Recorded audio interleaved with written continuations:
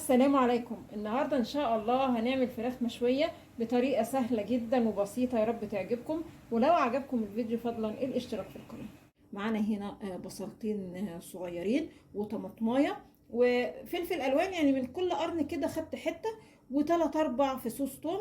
التوابل اللي هاخدها بابريكا وفلفل وسنه قرفه وعصير 3 ليمونات. وهنا معايا معلقه كبيره دبس رمان، هي بتدي طعم حلو للفرخه برضو للفراخ المشويه، بس لو مش موجوده ممكن تستبدليها بمعلقه عسل. لو مش موجود معاكي عسل خلاص مفيش مشكله ما تستخدميهاش، برضو الفراخ المشويه بتطلع حلوه وزي الفل. وهظبط الملح، هاخد بقى المكونات دي كلها وهفرمها حلوه قوي في الكبه.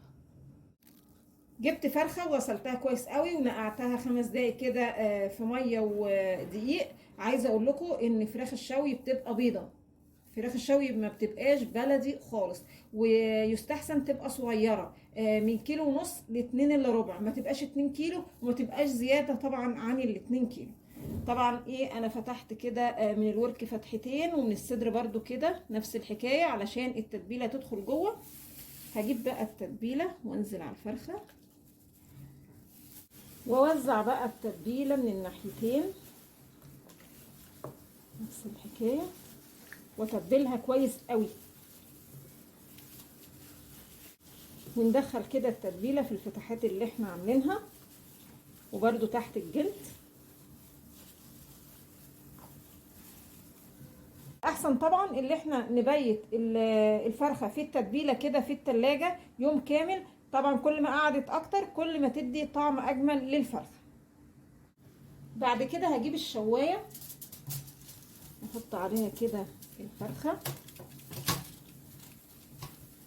وبعدين هقفل بقى الشوايه بالشكل ده، وعلى اعلى درجة حرارة عندك في الفرن. وطبعا الفرن يكون سخن.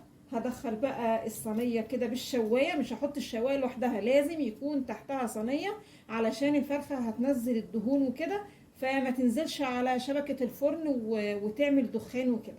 هدخل الصينية بالشبكة في الفرن زي ما قلت لكم على درجة حرارة اعلى درجة حرارة عندك.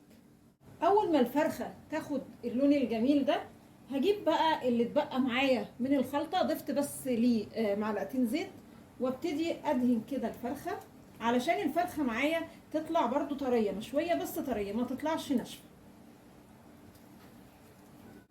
وبرضو الناحيه التانية ادهنها كده بالخلطه. هرد الفرخة للفرن كمان مرة، وده الشكل النهائي معانا للفرخة المشوية. عايزة اقول لكم الخطوط كمان بتاعة الشواية مدية كده شكل فراخ تكة. عايزة اقول لكم ان الريحة جميلة جدا. نشوف بقى ايه الاخبار. بصوا اللحم دايب خالص، بصوا. يا رب النهاردة الفيديو يكون عجبكم، وانتظرونا ان شاء الله بفيديو جديد.